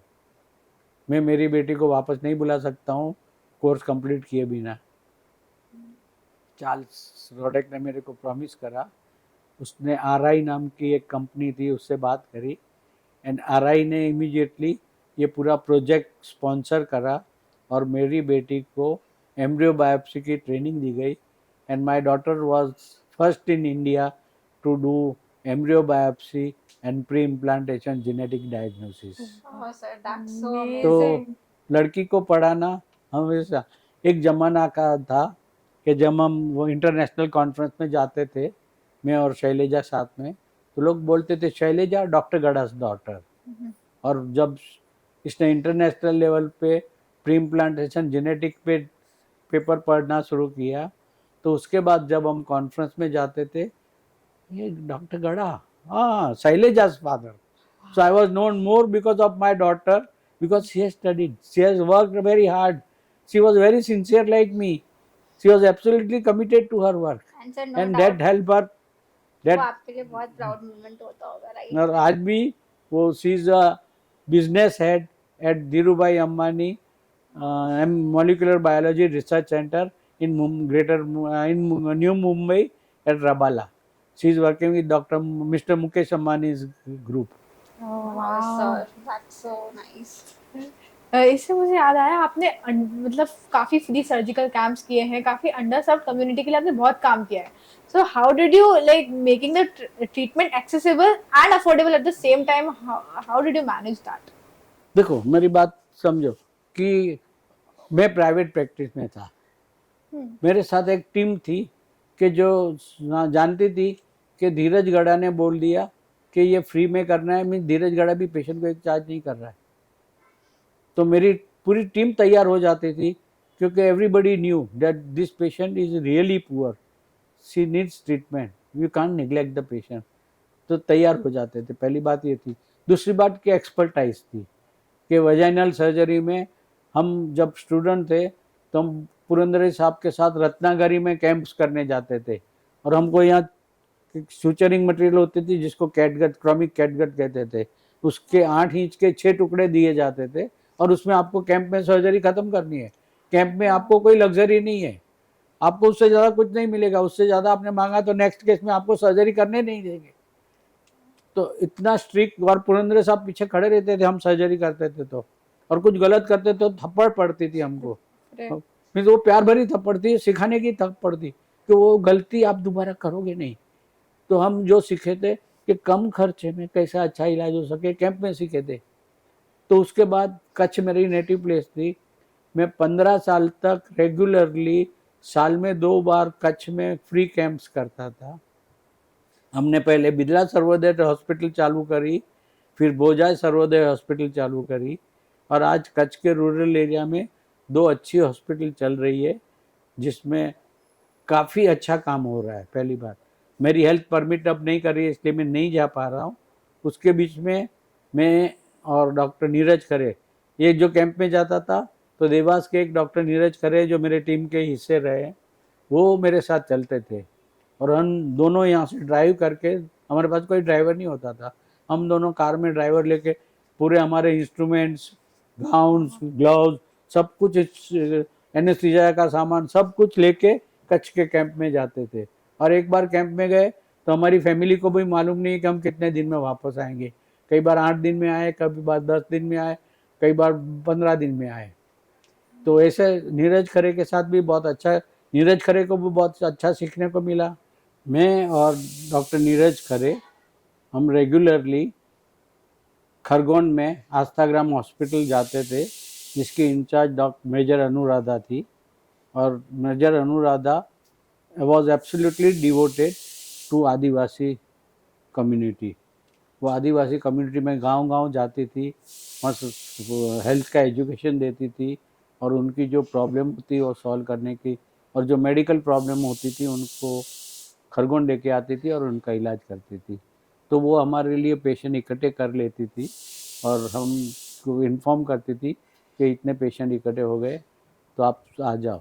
तो हम यहाँ शनिवार को दोपहर को यहाँ से निकलते थे, और शनिवार की रात को 11-12 बजे तक ऑपरेशन करते थे। फिर जो बचे हुए ऑपरेशन होते थे, बचे हुए पेशेंट थे, उनके ऑपरेशन रविवार को सुबह से शुरू कर देते थे। और सबसे अच्छी बात ये थी कि डॉक्टर अनुराधा ने खुद एनेस्थेटिस्ट थी, तो हमको एनेस्थीसिया की प्रॉब्लम नहीं थी। दूसरी बात सबसे और अच्छी थी कि वो पढ़ी लिखी डॉक्टर थी, तो वो पोस्ट ऑपरेटिव पेशेंटों की केयर कर सकती थी। तो हम ऑपरेट करने के बाद पेशेंटों को छोड़ के आ सकते थे। नहीं तो कच्छ के कैंप में हम जाते थे तो वहाँ पोस्ट ऑपरेटिव केयर करने वाले भी बहुत अच्छा क्वालिफाइड स्टाफ नहीं होता था, तो हमको पोस्ट ऑपरेटिव ऑपरेशन करने के बाद 2-3-4 दिन तक रुकना पड़ता था देखने के लिए कि वो पेशेंटों को कोई कॉम्प्लिकेशन नहीं हुआ, they are doing very well. क्योंकि सर्जरी करके भाग के आना is not the justice to the patient. आपको पेशेंट को 100% ठीक करके भेजना है, तो उसको पोस्ट ऑपरेटिव कोई कॉम्प्लिकेशन नहीं होनी चाहिए।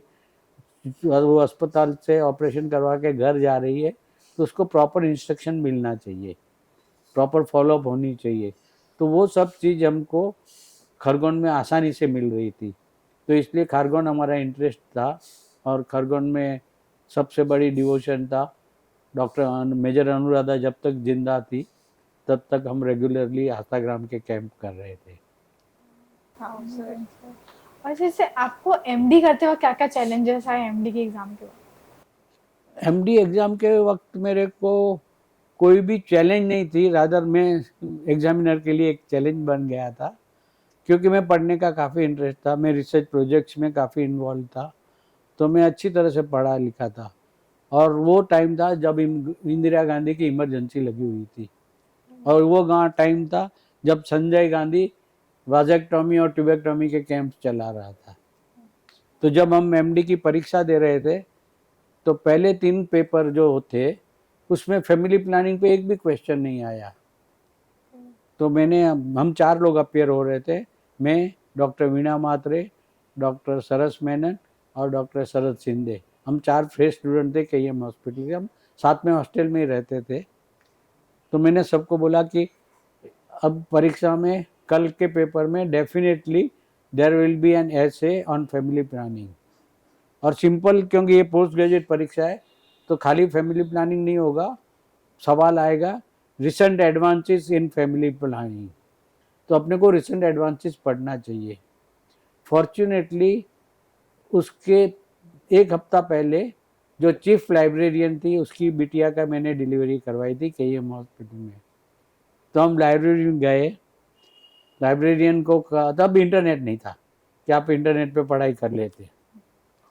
लाइब्रेरियन को बोला रिसेंट जितनी भी जर्नल्स आई हुई है हमको रूम पे ले जाने दो, क्योंकि लाइब्रेरियन रात को तो 8 बजे बंद हो जाती थी और तब तक हम कुछ पढ़ भी नहीं पाते। तो उसने हमको परमिशन दी, हम काफ़ी जर्नल्स उठा के लेके आए। हमने चारों ने जर्नल्स बांट लिए, कुछ जर्नल डॉक्टर शरद शिंदे पढ़ने लगे, कुछ डॉक्टर मेनन पढ़ने लगी, कोई वीणा मात्रे पढ़ने लगी, कुछ मैंने पढ़ना लगा, और हम चारों ने पढ़ा। और रात को 2 बजे हम कॉफ़ी पीने के लिए बैठे और सब ने क्या क्या पढ़ा है वो बताते गए। तो we had 4 times more knowledge than anybody appearing for examination for MD. Or second day when we went for examination, there was a essay on recent advances in family planning. मैंने लिखना शुरू किया, मेरा अदरवाइज ऑल्सो स्टडीज़ काफ़ी ज़्यादा थी, मैं बहुत पढ़ने में बहुत इंटरेस्ट रखता था, मैं रिसर्च पेपर रेगुलरली पढ़ रहा था। मेरे पास विजुअल मेमोरी बहुत अच्छी थी कि कोई भी मैं एक बार पढ़ लेता, एक बार देख लेता तो भूलता नहीं।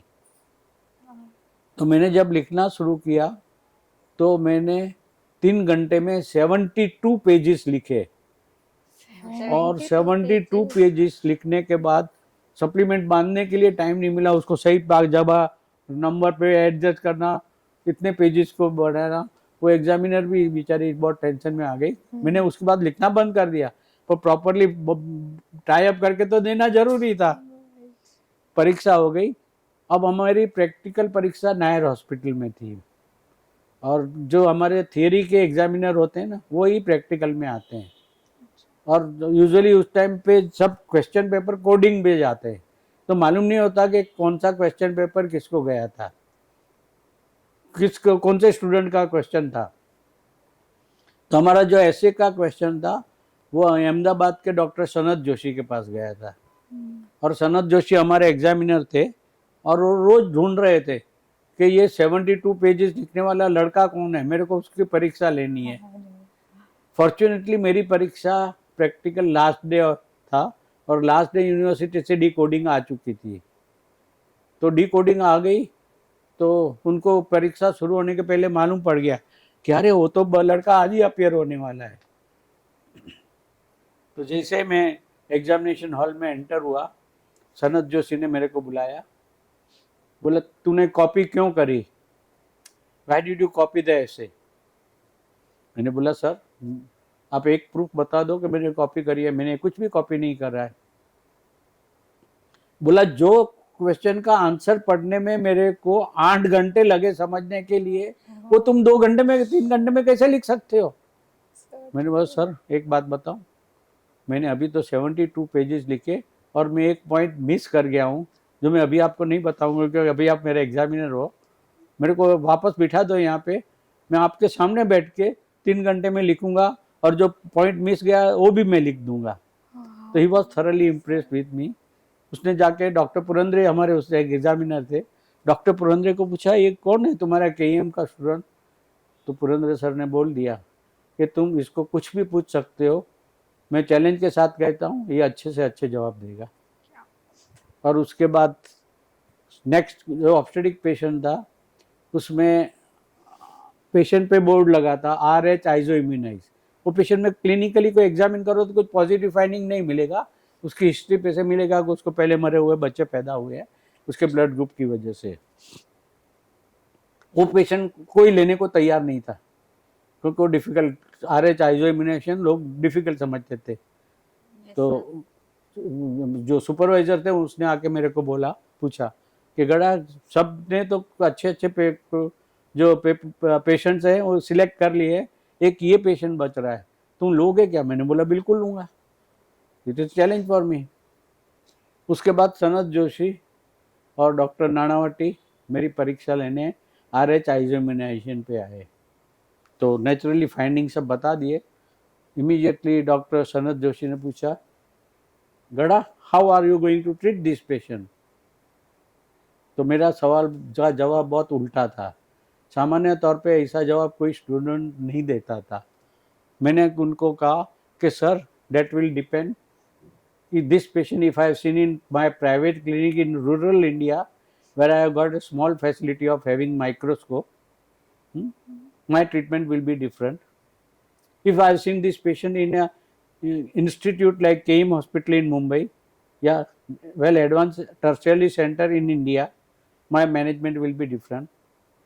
और if I have seen this patient in advanced country like Australia, उस टाइम पे RH आइसोमिनेशन में सबसे ज़्यादा काम रिसर्च ऑस्ट्रेलिया में हो रही थी, or I have seen this patient in America, my management will be different. 3 प्रकार की पेशेंट को आप ऐसा सवाल का जवाब कोई स्टूडेंट से आप एक्सपेक्ट ही नहीं कर सकते हो। तो ही वॉज शॉक, बोला तुम रूरल इंडिया में कैसे ट्रीट करोगे? तो मैंने उसको क्लिनिकल जजमेंट पे कैसे पेशेंट को मैनेज कर सकता हूँ मैं, वो मैंने पूरा समझाया। तो ही वॉज थॉरली इम्प्रेस्ड। उसके बाद मेरी जहाँ पे भी परीक्षा हो रही थी, 12 टेबल पे परीक्षा होती थी हमारी पोस्ट ग्रेजुएट, बाकी के 10 टेबल पे वो मेरे पीछे पीछे ही आ रहे थे, डॉक्टर सनत जोशी। तो मेरी परीक्षा बहुत अच्छी गई। फॉर्चुनेटली ये डॉक्टर पुरेंद्र का लास्ट टर्न था, तो as a examiner doctor Nanavati chief examiner थी, और ऑलमोस्ट चारों एग्जामिनर में डिसाइड हो चुका था कि गोल्ड मेडल डॉक्टर धीरज गड़ा को ही जाना चाहिए, क्योंकि he has perform very well. But हमारे साथ में एक स्टूडेंट बहुत अच्छा, 4 स्टूडेंट गए थे, उसमें एक ने अच्छा नहीं करा था। तो पुरेंद्र सर ने बोला मेरा लास्ट टर्न है, तो मेरे चौथे स्टूडेंट को भी पास करो, क्योंकि पोस्ट ग्रेजुएशन में 100% फ्रेश पास होना इम्पॉसिबल जैसे वर्ड था इन बॉम्बे यूनिवर्सिटी उस जमाने में, और हम चारों पास हो जा रहे थे। तो चौथी लड़की को भी पास करवा दिया। तब डॉक्टर पुरेंद्र को ये नहीं मालूम था कि मेरे को धीरज गड़ा को सेक्रीफाइस करना पड़ेगा। ये चांस लेके डॉक्टर नानावटी ने कहा कि doctor Purendra, we have help you to get 100% result for your institute, but then gold medal should go to my student. और मेरा गोल्ड मेडल छीन लिया गया।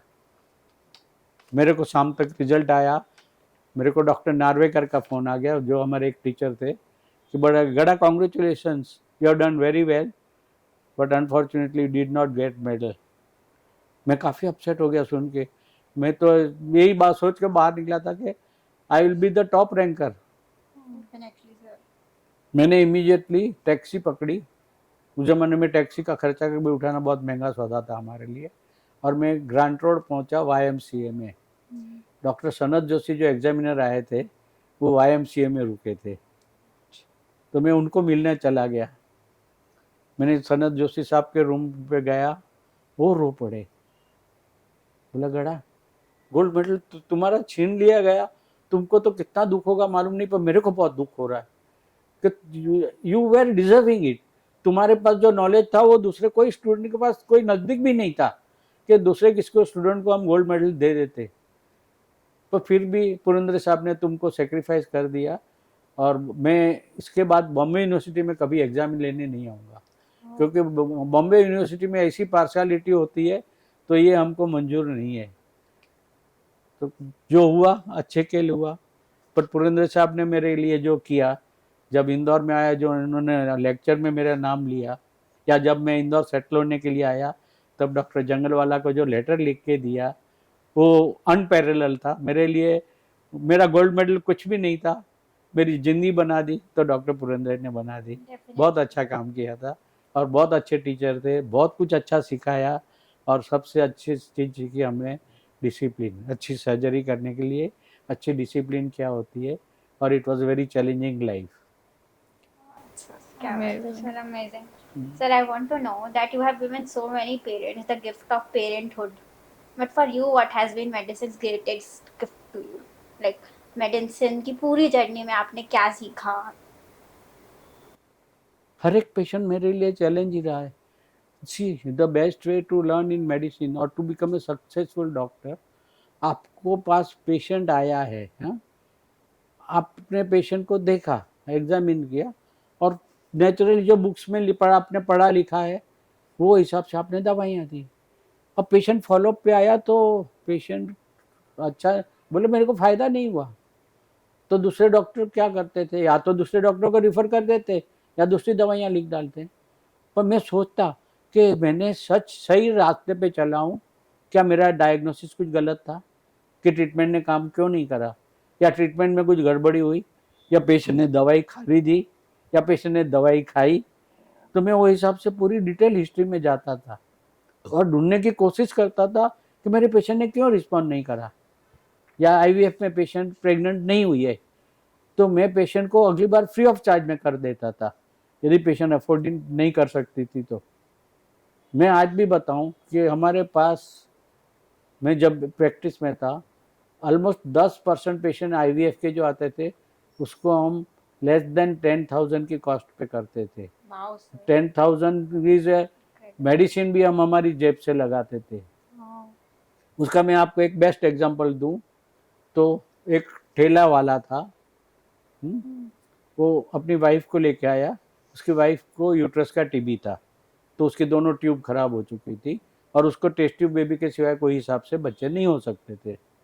तो मैंने उसको देखा, एग्जामिन किया, उसको समझाया. तो उसने बोला साहब मैं ठेला चलाता हूँ, रोज़ के 100-150 रुपये कमाता हूँ, खाने को होता है, मैं आपको कुछ भी नहीं दे सकता हूँ. तो मैंने बोला नहीं, तुम ऐसा नहीं चलता है, तेरे को कुछ ना कुछ तो देना ही पड़ेगा. हाँ, तू पैसे बचाना आज से शुरू कर, तू हर रोज के 10 रुपये भी बैंक में जमा करना शुरू कर, रिकरिंग डिपॉजिट में डालना शुरू कर, कुछ पैसे बचाना शुरू कर. तेरे पास कुछ 10,000 रुपये भी जमा हो जाए मेरे पास आ जाना, बाकी का खर्चा मैं उठाऊंगा, तेरा ट्रीटमेंट करूंगा, पर तेरे को कुछ ना कुछ तेरे कंट्रीब्यूट करना ही पड़ेगा. वो रेले वाला ने रियली बहुत मेहनत करना शुरू करी और करीबन 2 साल के बाद 10,000 रुपये लेके मेरे पास आ गया. हमने उसकी वाइफ का ट्रीटमेंट करा और पहली बार में वो प्रेग्नेंट हो गई और डिलीवरी भी उसकी फिर हमने फ्री ऑफ चार्ज कर दी. तो वो पेशेंट पे हम वी वेयर इन लॉस. 10,000 में हमारे ड्रग्स की कॉस्ट और कल्चर मीडिया का कॉस्ट भी नहीं निकल रही थी, तो हमने करा, ठीक है. बट सी हाउ इट, जब मैंने 2003 में ऑल इंडिया ईसार की कॉन्फ्रेंस करी ना, तब ये ठेले वाले को कहीं से मालूम पड़ेगा कि डॉक्टर गड़ा के वहाँ बहुत ज़्यादा काम है. वो अपना ठेला लेके आ गया, बोले डॉक्टर साहब आप कॉन्फ्रेंस कर रहे हो होटल सयाजी में, मैं यहाँ से ठेले पे अपना सब सामान पहुँचा दूंगा. वो मेरे हॉस्पिटल से कॉन्फ्रेंस के लिए जो भी सामान लगना था, पेशेंट जो डेलीगेट आने वाले थे उनकी बैग्स थी, उनके राइटिंग पैड थे, उनकी गिफ्ट थी, सब आर्टिकल अपने ठेले में भर भर के सयाजी होटल तक जहाँ कॉन्फ्रेंस होने वाली थी वहाँ उसने सब पहुँचा दिया. तो बहुत काम करा हमारे लिए, दिन रात काम करते रहा. लिटरली वो सुबह 6-7 बजे से काम पे लग जाता था, रात को 11 बजे तक हमारे सर काम करता था, बाकी कोई काम नहीं कर रहा था. That paid me. Means what amount I saved is a different story, but it was, I was so sure that मेरा सामान सही जगह पे सही टाइम पे पहुंच रहा है. तो this was big achievement.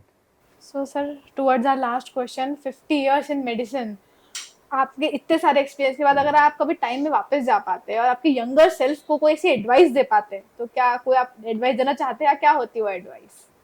देखो मेरी बात सुनो, यदि आपने मेडिकल फील्ड सिलेक्ट किया है तो you should be honest to yourself कि आप प्रैक्टिस करोगे, आपके पास जो आने वाला है वो सामने बैठा हुआ व्यक्ति दुखी होता है. और मेरे पिताजी ने वही सिखाया, बेटा कम भागी मानवी ही मेरा ईश्वर है और उसकी सेवा ही प्रभु सेवा है, वही तुम्हारा मंदिर होगा. हाँ, तो मैं सबसे पहले बोलूँगा कि मेडिकल फील्ड में जाते हो तो आप पहले मानसिक रूप से तैयारी करके बैठो कि आप पैसे के लिए प्रैक्टिस नहीं करोगे. Your practice should get you reputation, your medical practice should get you reputation. पैसा तो अपने आप पीछे चला आता है. आज मैं कभी किसको कट नहीं बांटा है, मैंने कभी कोई प्रैक्टिशनर के सामने हाथ जोड़ के नहीं बोला हूँ कि मेरे को पेशेंट रिफ़र करो. My patients are my best canvasser. मेरा एक सक्सेस हुआ पेशेंट, वो 10 पेशेंट लेके आता है. तो मेरे को कभी और मेरे को कोई वेटिंग पीरियड नहीं आया मेरी ज़िंदगी में. लोगों ने मेरे को चैलेंज किया, गधा तेरे को कौन पेशेंट दिखाएगा. तो मेरे फर्स्ट डे से मेरे को तो एक गॉड फादर मिल गए, डॉक्टर जंगलवाला. मैंने जो बिल्डिंग खरीदी थी जहाँ मेरा नर्सिंग होम जवाहर बाग में चलाया, वो डॉक्टर ठाकुर से खरीदा था.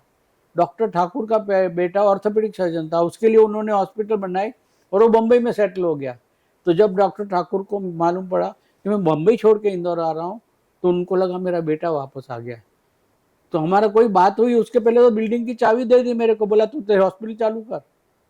और उस ज़माने में टेलीफोन मिलना मुश्किल था. मैंने एप्लीकेशन लगाई और 15 दिन में मेरे को टेलीफोन मिल गया. और बिल्डिंग का सौदा भी नहीं हुआ है और बिल्डिंग में टेलीफोन मेरे नाम का लग चुका था. तो और उसके बाद भी डॉक्टर ठाकुर मेरे लिए फादरली फिगर रहे. I had lost my father in Mumbai, but when I came to Indore I had 2 fathers, doctor BN Jungalwala and doctor JG Thakur. उन्होंने मेरी खूब मदद करी. उन्होंने मेरे को सेटल होने में हेल्प करा. मेरे को कभी कोई गलत रास्ते पे चलने नहीं दिया. उनको जब भी लगा, जैसे कई डॉक्टर ठाकुर इंदौर परस्पर बैंक के चेयरमैन भी रहे. तो इंदौर परस्पर बैंक के उस टाइम लोन मिलती थी, तो लोगों को मालूम था कि गड़ा साहब के ठाकुर से सबसे अच्छी है. तो मेरे को बोलते आप ठाकुर साहब को बोलो लोन के पेपर आप साइन कर दो, ठाकुर साहब से लोन दे देंगे. मेरे को मना कर दिया था, तूने साइन किया पेपर मेरे को पूछे बिना मैं लोन नहीं दूंगा. डिजर्विंग हो तो भी नहीं दूंगा. तू नहीं साइन करेगा, तू मेरे को पूछेगा, मैं पूरा स्क्रूटिनी केस करूँगा, तेरे को फंसने नहीं दूंगा. क्योंकि उसने लोन रिपेमेंट नहीं करी तो तुमको भरना पड़ेगा. तो मैं ऐसा तुमको कोई पेपर साइन नहीं करने दूंगा. तो he was very fatherly to me. And मैंने हॉस्पिटल का पेमेंट भी हर महीने पैसे कमा के दिया. मैंने पहले महीने हॉस्पिटल चालू करी तो 500 रुपये जाके दे के आया. दूसरे महीने 2000 रुपये दे के आया. तीसरे महीने 3000 रुपये दिए. चौथे महीने 10,000 रुपये दिए. ऐसे करके मैंने 2.5 लाख हॉस्पिटल की बिल्डिंग खरीदी थी, उसका पूरा पेमेंट किया. और उसके बाद पैसे इकट्ठे करना शुरू किए और उसके बाद मैंने बिल्डिंग का रजिस्ट्री करवाई, क्योंकि रजिस्ट्री करवाने भी अलग से पैसे नहीं थे मेरे पास. तो he was so fatherly to me, he help. और जब पूरा पेमेंट हो गया तब मैं डॉक्टर ठाकुर को जाके मिला और पूछा कि सर इंटरेस्ट क्या हुआ डिलेड पेमेंट का. बोला कोई बाप अपने बेटे से पेमेंट इंटरेस्ट लेता है क्या. तो दिस वॉज द थिंग. तो मैं हमेशा बोलता हूँ कि आप अच्छे बनो, आपको अच्छे लोग मिलेंगे. दुनिया में बेसिकली कोई भी ख़राब आदमी नहीं होता है. और ये चीज़ मेरे को मेरी वाइफ ने सिखाई है कि कोई भी गलत नहीं होता है. संजोग आदमी को बुरा बना देते हैं, वो अलग बात है, पर आप मेहनत से काम करो. यदि मेडिकल प्रैक्टिस में सफल होना है, पढ़ाई रेगुलरली चालू रखो. Science is very progressive. आज हर दिन नई रिसर्च हो रही है. मैंने आपको शुरुआत में एक बात बताई थी कि जेनेटिक इंजीनियरिंग इतनी बड़ी ब्रांच होने वाली है कि मेडिसिन की पूरी फार्मास्यूटिकल कंपनियां बंद हो जाएगी. Every disease will be treated on genetic engineering. तो आप पढ़ो, लिखो, आगे बढ़ो. तो is the sky is limit today for your progress. आप कोई भी मेडिकल फील्ड ले लो, पैथोलॉजी ले लो, गायनेकोलॉजी ले लो, मेडिसिन ले लो, हिमेटोलॉजी ले लो, sky is the limit for research. आप पढ़ते जाओ, पढ़ते जाओ. आप जब तक मेडिकल प्रैक्टिस में रहोगे तब तक आपको रोज़ पढ़ना ही है. तो ही आप दुनिया के साथ आगे बढ़ पाओगे, नहीं तो आप पिछड़ जाओगे. और जब आप पिछड़ गए तो आपकी नई पीढ़ी आज जो आ रही है ना, वो आपसे ज़्यादा स्मार्ट है, वो ज़्यादा होशियार लोग हैं, इसलिए मेरा आज इंटरव्यू ले रहे हैं. तो ये आगे बढ़ना है तो पढ़ते रहना ज़रूरी है मेडिकल फील्ड में, तो ही सफल हो पाओगे. मेहनत करना है, ईमानदारी से सही ट्रीटमेंट करना है, तो ही आप सफल बन जाओगे. उसके लिए आपको कमीशन बांटने की कोई ज़रूरत नहीं है. Amazing. Thank you so much for this amazing journey, sharing this amazing journey with us. This journey was not just about medical excellence, but about serving humanity, compassion, and so much innovation. Thank you so much to all our listeners to listen to this whole story. Thank you. Thank you so much.